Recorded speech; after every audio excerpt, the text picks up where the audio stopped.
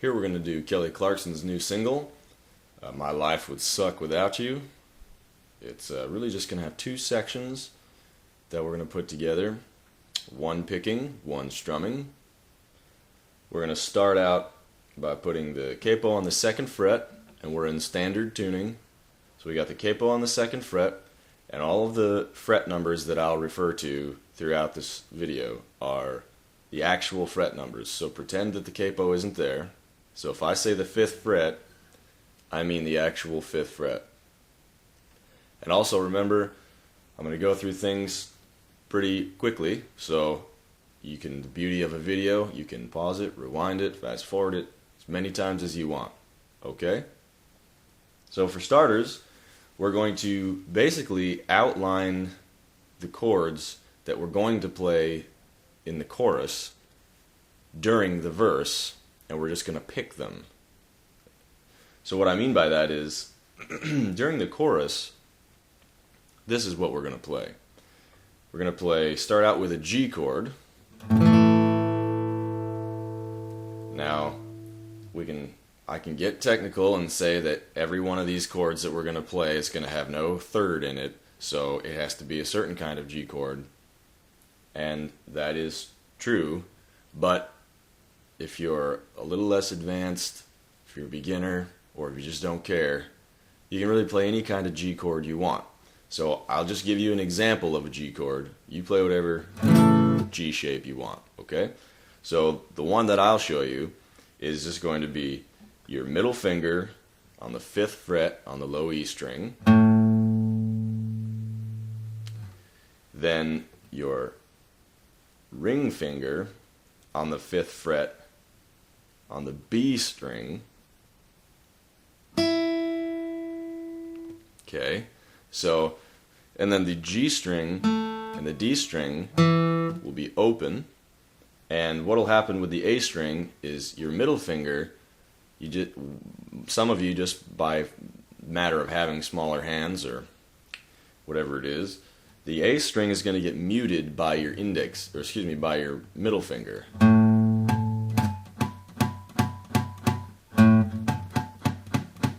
Okay, by leaning your middle finger back, you're going to mute that A string. So what you're going to hear is low E, A muted, D, G, B on the 5th fret. And you can just leave the high E string out. This is just my suggestion for a G chord. Play whatever G chord you want there. G major chord. Okay, the 2nd chord is going to be E minor. So for that, we're going to have very simply the low E string open,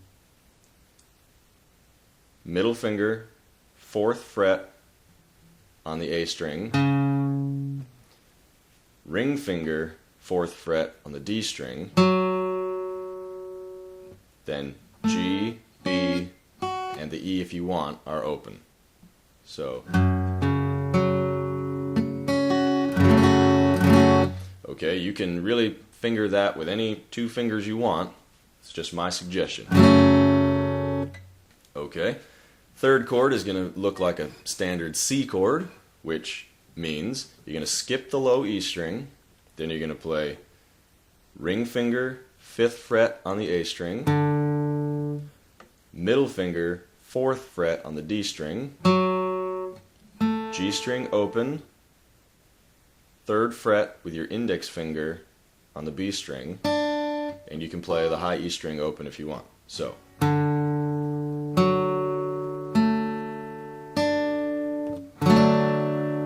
okay, remember, skip that low E string. You don't want to hear that. Okay, and then the last chord is going to look basically like a normal D chord, which means the D string is open, G string, index finger, 4th fret, and then B string, ring finger, 5th fret, and don't play the low E string. The A string you can either skip or you can play that too, it sounds okay. in this instance. And the high E string, I would recommend just leaning your fingers back a little bit so that it gets muted like the A string did with your G chord. Okay, so basically I'm saying lean your fingers back towards the fretboard so that it mutes that high E string. So the first 4 chords we have then are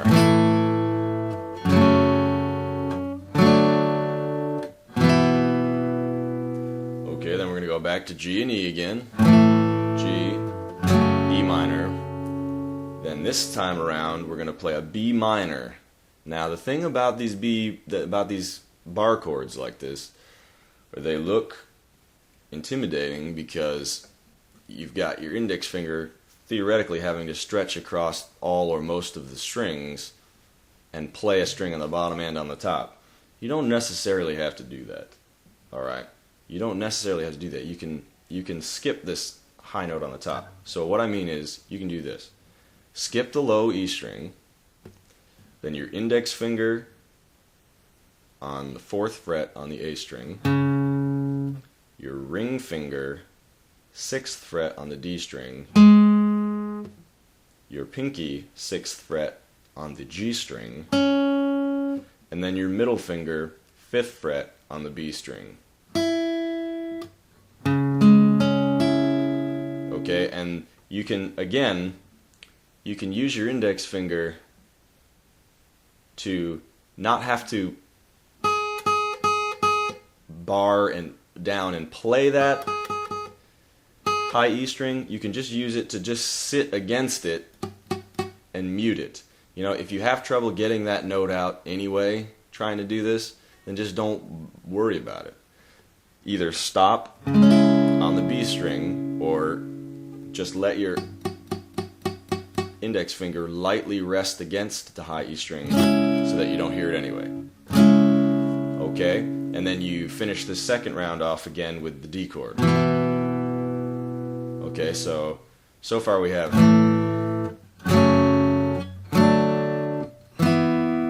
then we have,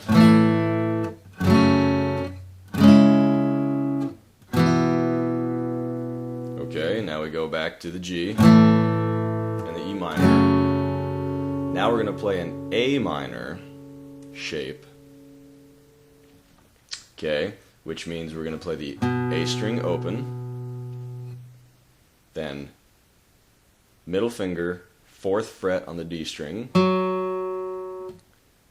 ring finger 4th fret on the G string, index finger 3rd fret on the B string, and you can play the high E open if you want. So,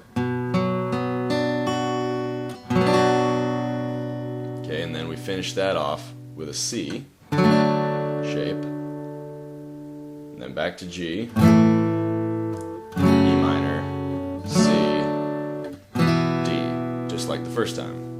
Okay, so all together, when you put all that together, you have, you know, 'cause we belong together now, yeah, forever united here somehow, yeah, 'cause you belong to me, and honestly, my life would suck without you. Okay, that's the chorus.